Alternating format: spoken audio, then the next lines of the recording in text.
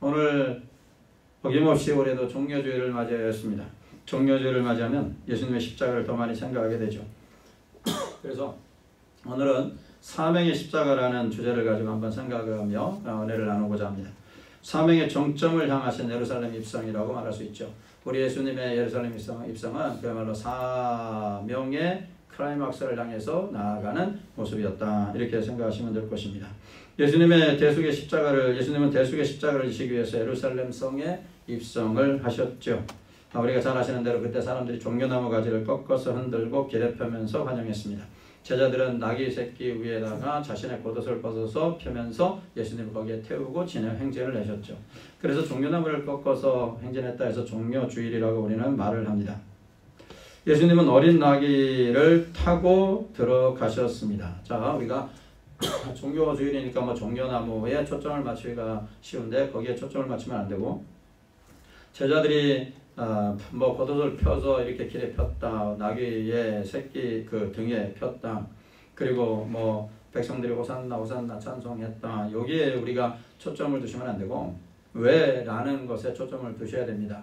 왜 예수님께서 예루살렘 성에 입성을 하셔야만 했던가 라는 것이지요. 왜지요? 그 이유를 설명하는 것이 누가복음 13장 33절 오늘 본문의 말씀입니다. 우리 다시 한번 본문의 말씀을 같이 한번 읽어보도록 하겠습니다. 같이 읽습니다. 그러나 오늘과 내일과 모레는 내가 갈 길을 가야 하리니 선지자가 예루살렘 밖에서는 죽는 법이 없느니라. 자, 선지자가 예루살렘 밖에서는 죽는 법이 없다. 죽음이라는 단어가 등장을 하게 됩니다. 중요한 것은 왜 들어가셨냐라는 얘기죠. 바로 이 말씀은 예수님이 예루살렘에 들어가신 이유를 설명하는 말씀이라고 할 수가 있고, 죽음이라는 단어를 우리가 그렇게 생각할 수 있습니다. 예수님은 죽기 위해서, 그러니까 한마디로 죽기 위해서 예루살렘 성에 들어가셨습니다.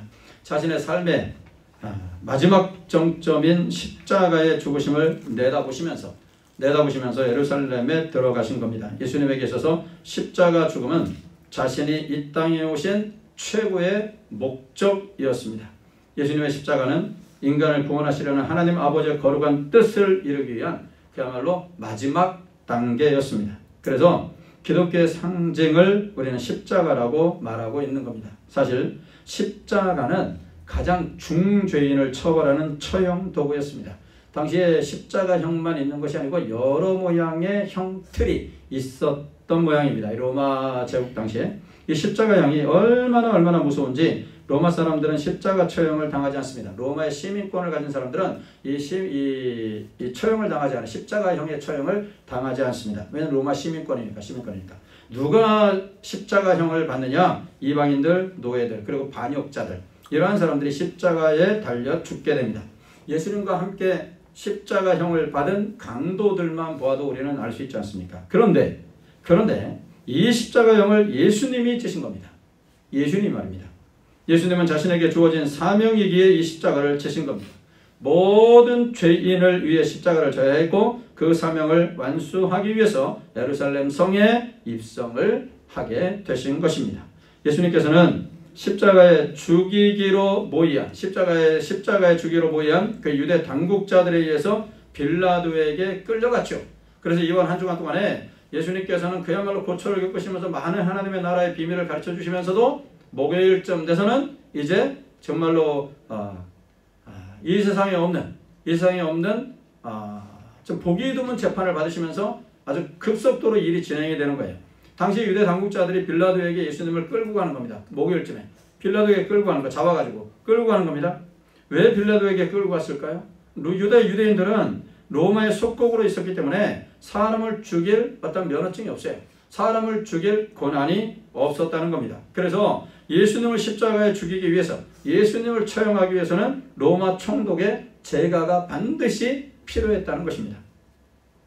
그러나 유대 당국자들 그리고 유대인들에 의해서 예수님이 끌려왔을 때 빌라도의 태도는 우리가 익히 알고 있지 않습니까? 얼마나 총독 빌라도가 예수님을 놓아주려고 했습니까?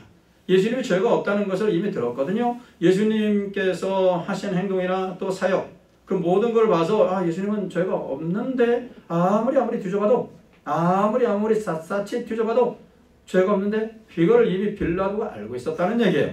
그리고 예수님이 자신 앞에 끌려온 것은 단지 유대인들의 시기와 질투로 인해서 끌려왔다는 것을 이 빌라도는 이미 알고 있었습니다. 그래서 얼마나 많이 시도를 했습니까? 예수님을 풀어주려고. 예수님을 풀어주려고. 그러면 때려서 놓자. 그냥 몇 대 때려서 그냥 예수님을 방면하자. 그것도 안 되니까 그러면은 정말로 악한 이 강도 같은 악한 살인자 바나바 6월절 특사로 한 사람 풀어줘야 되는데 바나바를 갖다 놓은 거 아닙니까? 한마디로 바나바 풀어줄까? 예수 풀어줄까? 그러면은 당연히 빌라도 생각에는 예수를 풀어주십시오 라고 생각했을 겁니다. 바나바가 워낙에 악명 높은 사람이었으니까. 근데 오히려 유대인들은 어떻게 했습니까? 바나바를 풀어달라. 바나바를 풀어달라. 그야말로 예상 밖의 반응이 나오지 않았습니까? 그래서 결국에는 빌라도가 유대인의 폭동이 두려워가지고서 예수님을 십자가에 못 박도록 내어주었습니다. 그야말로 빌라도는 한번 판결 잘못해가지고서 오고 오는 모든 세대들에게 지금까지도 사도신경 속에서 빌라도는 그야말로 욕을 당하고 있잖아요. 우리가 거국적으로 봤을 때 크게 봤을 때는 하나님께서 빌라도를 통해서 구속의 드라마를 쓰신 것이죠. 빌라도는 하나의 도구에 불과했습니다. 그야말로 예수님의 죽음은 예수님의 예루살렘 입성은 그야말로 사명을 향한 입성이었다고 볼 수 있습니다. 사명의 정점을 향한 그러한 입성이었죠. 대속의 죽음입니다. 예수님의 죽음은 대속의 죽음입니다. 예수님의 십자가 죽음은 대속의 죽음입니다. 우리가 이번 주 금요일날 우리 예수님께서는 십자가형을 받지 않습니까? 십자가에 달려 들어가십니다. 매년 고난주간 종료주일마다 제가 우리 성도님들에게 알려드리는 것은 예수님께서 금요일날 오전 9시 우리 시간은 오전 9시 예수님은 십자가에 못이 딱 박혀 십자가가 딱 세워지는 거 아닙니까? 그 엄청난 십자가가 세워지는 거예요. 딱 세워집니다. 그럼 몸이 완전히 밑으로 쭉 늘어지는 거 아닙니까? 쭉 늘어집니다. 그럼 우리가 생각할 때 그냥 이 책에 문자적으로 우리가 예수님의 십자가를 대하는 것은 별다른 감동이 우리에게 오질 않아요. 우리가 한번 깊이 있게 생각하셔야 되고 깊이 있게 묵상을 하셔야 됩니다. 예수님께서 그 달리신 십자가 한 60kg, 70kg 되는 그 십자가 쫙 세워집니다. 누워있을 때 예수님의 양발을 포개가지고서 못을 박아놓습니다. 양쪽 손에 못을 박습니다. 그 십자가가 딱 세워지는 겁니다. 쭉 늘어지는 겁니다. 쭉 늘어지는 거예요. 그게 9시. 그리고 12시에는 온 천지가 어둠에 임하지 않습니까? 그리고서 오후 3시에 예수님께서는 결국에는 숨을 거두십니다. 6시간. 우리나라 시간으로 6시간. 예루살렘 성에 입성하셔서 사명의 정점인 십자가를 향해서 나아가셨고 금요일날 예수님께서는 그 사명의 최고 정점에서 결국에는 우리의 죄를 짊으시고 죽으신 겁니다. 예수님의 죽으심은 대속의 죽음이셨습니다. 히브리서 2장 17절 말씀 우리 같이 한번 읽어봅니다. 히브리서 2장 17절 앞에 있습니다. 같이 읽습니다. 시작. 그러므로 그가 범사의 형제들과 같이 되심이 마땅하도다. 이는 하나님의 일에 자비하고 신실한 대제사장이 되어 백성의 죄를 속량하려 하심이라. 여기서 말하는 속량이라는 말 있잖아요.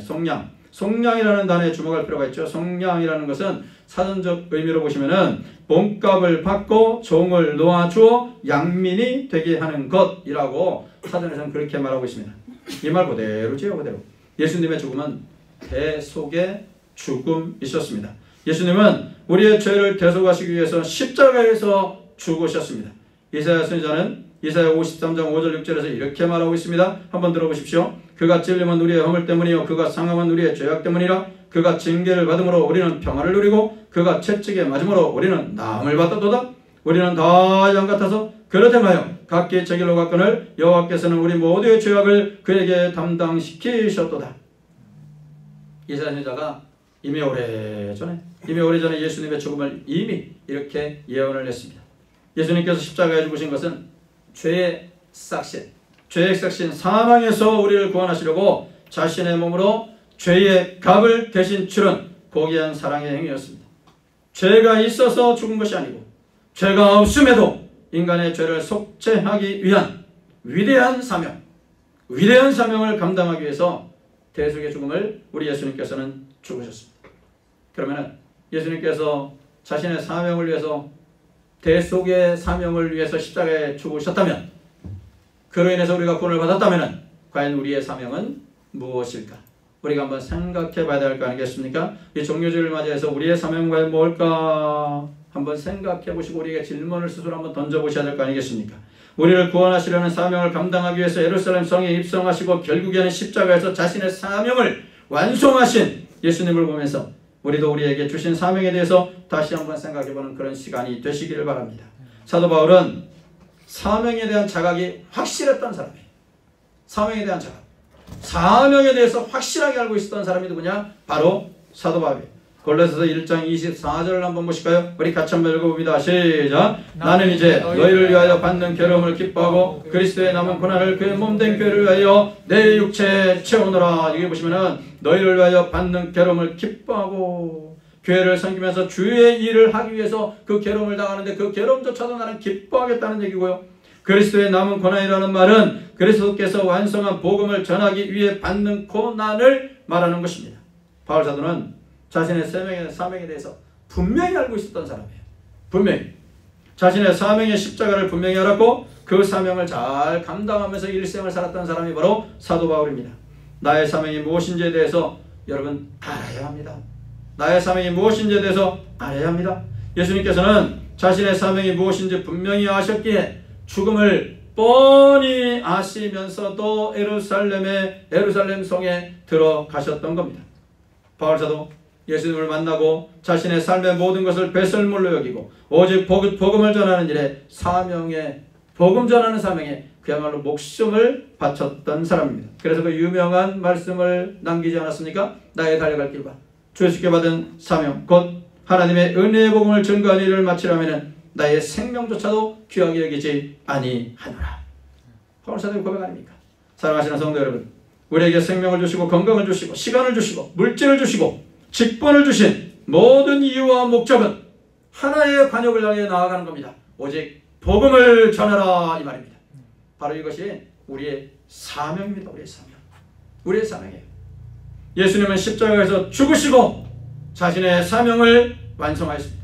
그리고 모든 인간이 모든 사람들이 구원받는 길을 열어놓으신 겁니다.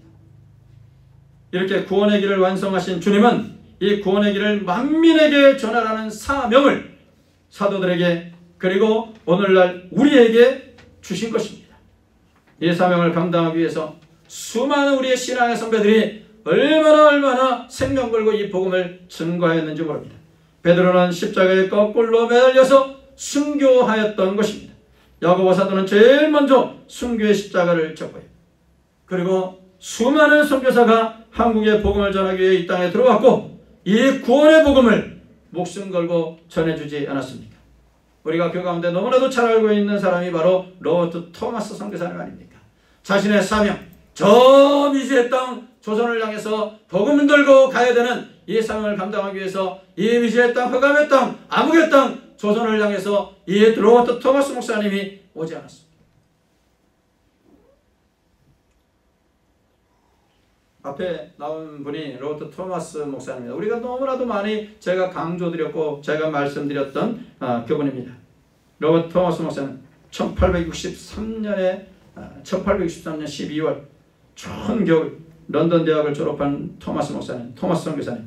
그의 아내 캐롤라인 가프리와 함께 중국 땅에 선교사로 들어오지 않았습니까? 그때 아내가 임신 중이었고 근데 임신 중인 아내가 이국 땅에서 오는 충격에다가 중국의 기후가 영국과 맞지 않아서 심한 고생을 하지 않습니까? 그의 아내를 위해서 토마스 선교사님은 더 좋은 기후를 찾아서 중국의 남부 항구라는 곳으로 내려갔고 그곳에 있는 동안에 아내가 그만 세상을 떠나는 비보를 접하게 되지 않았습니까? 사랑하는 아내의 임종의 현장도 지키지 못한 채 사랑하는 아내가 그만 천국으로 먼저 간 것입니다. 그의 슬픔은 이루 말할 수가 없었습니다. 1964년도 4월 5일 영국 런던 선교에 보낸 토마스 선교사의 서신에 이렇게 쓰여 있습니다. 내 사랑하는 아내가 지난 3월 24일에 세상을 떠났습니다. 그로 인해 저는 완전히 힘을 잃고 말았습니다. 하나하나 쓰다 보니 복받쳐 오르는 슬픔을 참을 길이 없습니다. 이전보다도 귀한 선교사역을 위해서 노력하겠습니다만 현재 다시 일어날 수 없는 깊은 절망 중에 빠져들었습니다. 모든 것을 포기하고 중국에 와서 동양 선교를 불태우려고 했던 토마스는 선교도 시작하기 전에 사랑하는 아내를 잃어버린 것입니다. 그러나 토마스는 다시 일어나서 북경대학 학장서리로 일하게 되었고 조선 선교를 물색하던 중에 동지사 일행으로 중국에 온 개화파의 거두 평양감사 박 교수를 만나게 됩니다. 그를 만나서 조선 선교를 가고 싶다는 사실을 알리고 조선에 가면 자신을 잘 지도해달라고 하면서 중국어 성경 한 권을 선사하기도 했죠. 조선 선교를 불태우며 기회를 찾던 토마스, 1866년 8월 제너럴 셔먼호가 대동강을 거슬려 평양에 입국한다는 소식을 듣게 됩니다. 이 배 통역관 자격으로 토마스는 승선하게 되었고 당시 조선의 상황은 대원군 치하에서 쇄국정책을 쓰고 있었고 외국과의 접촉을 끊고 있는 그러한 상황이었습니다. 그러니까 조선에 들어간다라는 것은 목숨을 담보하고 들어가는 겁니다. 토마스를 태운 배가 양각도에 좌초되었고 조선의 군사들은 나룻배를 연결하고 그곳에 솔가지와 유황을 뿌려서 불을 질러 불타는 나룻배를 떠내려 보냈습니다. 곧 셔먼호에 나룻배가 닿자 셔먼호가 불타오르기 시작을 했죠. 배에 탔던 사람들이 다 육지로 올라오자 기다리고 있던 군관들 그들을 올라오는 족족 처형을 합니다. 칼로 목을 베버립니다. 토마스 선교사 역시 성경을 가지고 한 권의 성경이라도 전해야 되겠다는 그 성경을 가지고 육지로 올라왔습니다. 그러나 결국에는 박충권이라는 군졸이 그를 기다리고 있었습니다.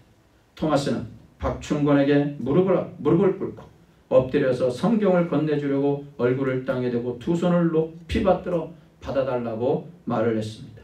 박충권은 그를 죽이려고 뽑았던 칼을 잠시 들고 멈칫했죠.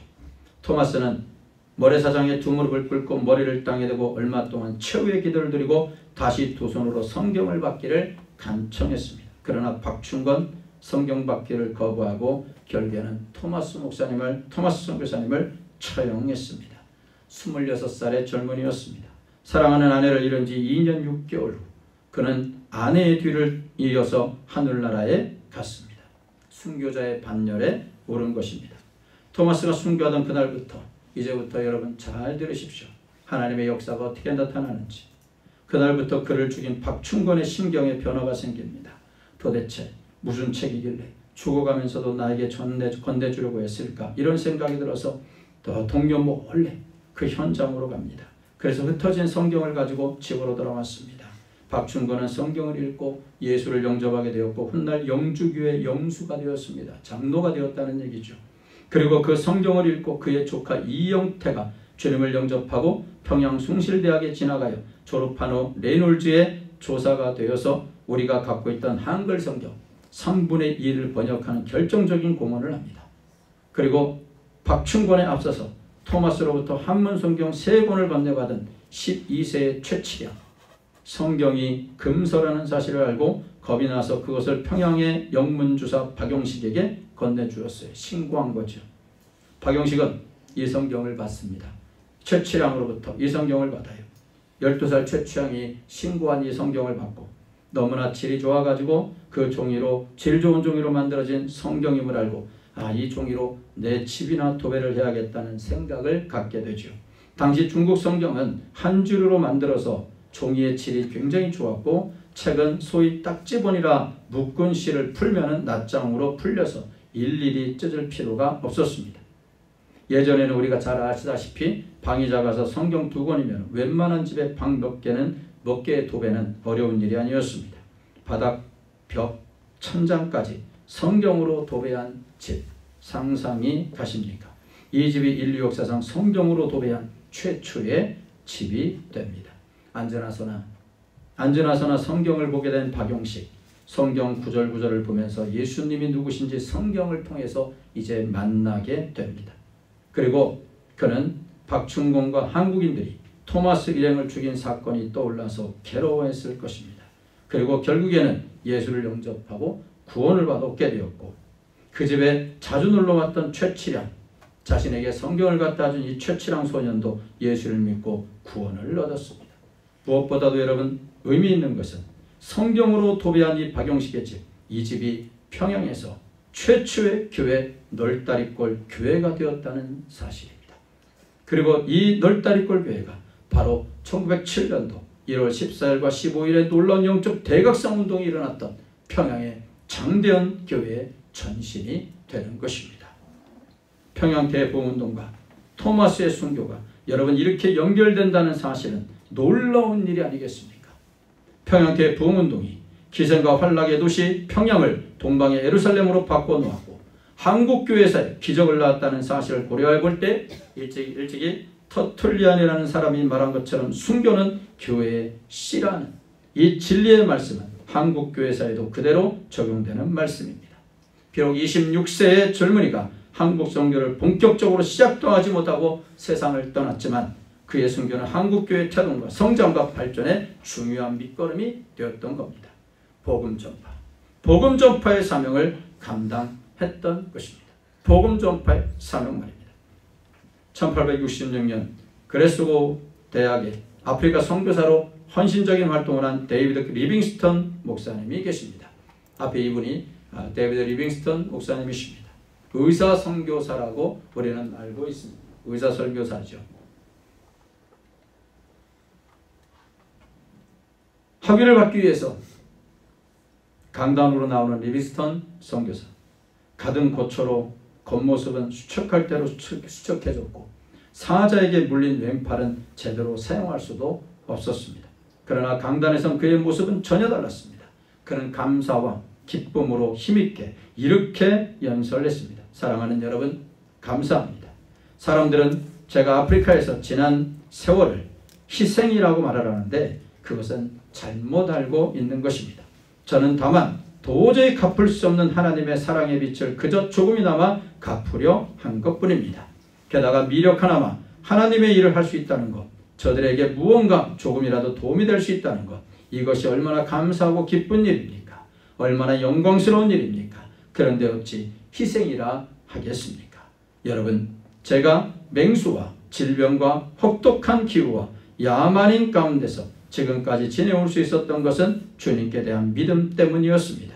주님의 말씀 때문이었습니다. 볼지어다 내가 세상 끝날까지 너희와 함께 있으리라.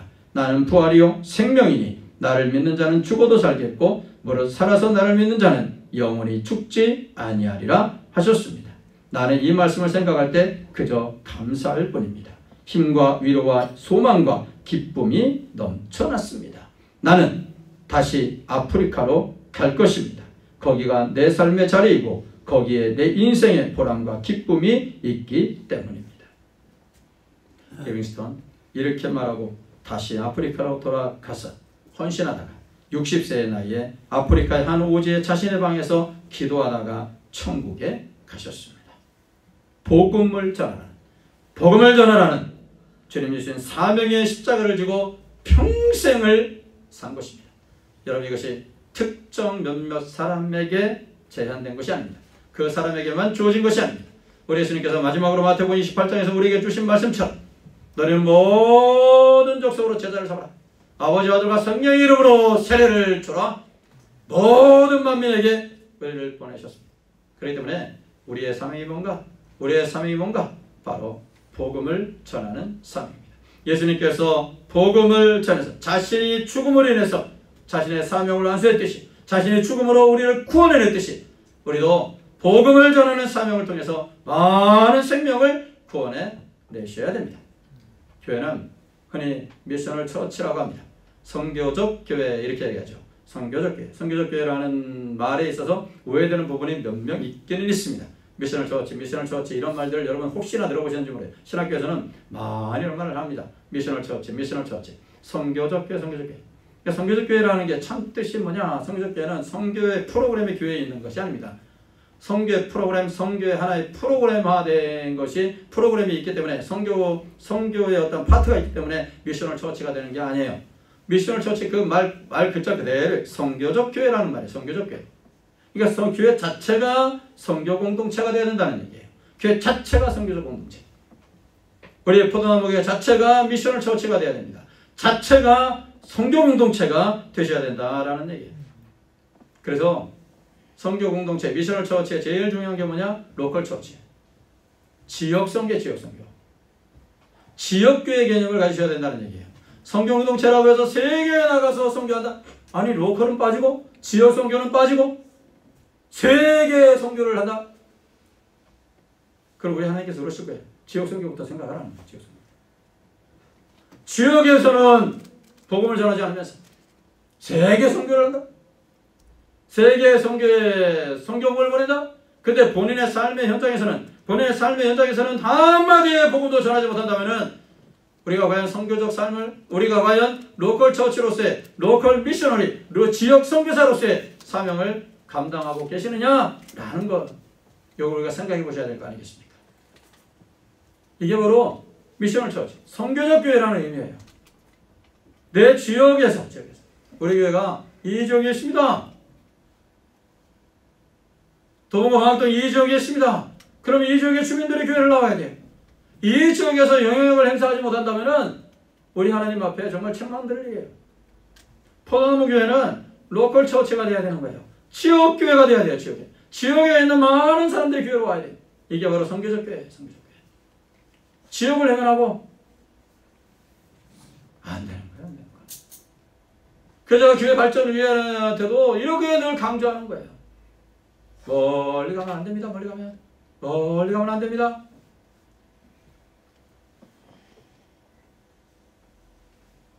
요 지역이에요. 미셔널 처치가 또 뭐냐? 다른 말로 하면은 우리 성도님들이 복음을 전하기 위해서 미셔널 라이프가 돼야 돼. 선교적 삶이 돼야 된다는 얘기예요. 선교적 삶. 우리 성도님들의 삶의 현장에서 빛과 소금의 역할을 감당해야 복음을 전파할 수가 있다는 것입니다. 사랑하시는 성도 여러분, 우리의 사명이 뭡니까? 우리 신앙의 선배들처럼 복음을 전하는 것이 우리의 사명입니다. 여러분 이 점을 꼭 잊지 마셔야 됩니다. 예수님께서 예루살렘 성에 입성하신 그 이유가 뭡니까? 우리를 구원하기 위해서 아닙니까? 우리를 구원하신다는 것이 좋은 소식, 복음 아닙니까? 복음. 그럼 이 복음을 우리의 삶의 현장에서, 우리의 지역에서, 우리의 선교적 삶을 통해서 복음을 전해야 한다는 겁니다. 예수님께서는 저와 여러분을 구원하시기 위해서 대속의 십자가를 지시는 사명을 감당하기 위해 오늘 예루살렘에 입성하셨습니다. 그리고 그 모진 고난을 다 겪으시고 죽으셨습니다. 그로 인해 우리는 구원을 받았습니다. 사명의 십자가를 지신 예수님을 본받아서 사도 바울을 비롯해서 수많은 주의 백성들이 복음 전파의 사명을 감당해왔고 지금도 감당하고 있습니다. 지금도 감당하고 있어요. 혹시나 누가 이 동영상을 볼까봐 이름은 거명하지 않지만 저 새로운 사실을 또 하나 알았어요. 저희 학교에 제 친구 서울대 나온 친구도 있고, 근데 그 친구가 사실을 다 합격했는데도 이렇게 왔는데 또 한 명이 있어요. 또 한 명 보니까 제가 그저께 그걸 알았어요. 그분이 쓴 칼럼을 보고 알았는데 또 한 분이 있어요. 고대법대를 나오셨는데 사실 2차까지 다 합격하셨어. 근데 어느 날인가 내가 여기 가서 뭐하노? 우리 같으면 나 같으면 가겠는데 내가 여기 가서 뭐하노? 하나님을 위해서 내가 무엇을 해야 될 것인가? 거기에 대한 깊은 고민을 하게 된 거예요. 그래서 1년 동안 기도하는 가운데서 하나님의 소명을 받고 우리 총신신대원으로 들어온 거예요. 야, 정말 제가 그래서 제 아내에게 그랬어요. 야, 진짜 나는 학교에서 가르칠 자격이 없다 그랬어요. 이렇게 대단하신 분들, 야, 교사생활 하는데 저는 그 틈바구니에서 지금 교사학을 하고 있지만, 야, 정말 제가 더 연구해야 되고 정말 뒤처지지 않게 해야 되겠다 이런 말을 제 아내에게 했는데 바로 그것입니다. 사명의 십자가, 복음을 전하기 위해서 세상의 것을 배설물로 여기고 오직 복음 전파. 그렇다고 여러분 다 때려치고 신학교로 하는 소리 아닙니다. 여러분의 삶의 현장 구석구석에서 복음을 전하는 삶, 복음을 전하는 미셔널 라이프, 선교적 삶을 통해서 복음이 여러분을 통해 전해져서 생명이 구원받는 놀라운 역사가 일어나야 될 줄로 믿습니다. 이 사명을 잘 감당하시는, 이 사명의 십자가를 잘 감당하시는 우리 성도님들이 되시기를 예수님의 이름으로 축원합니다.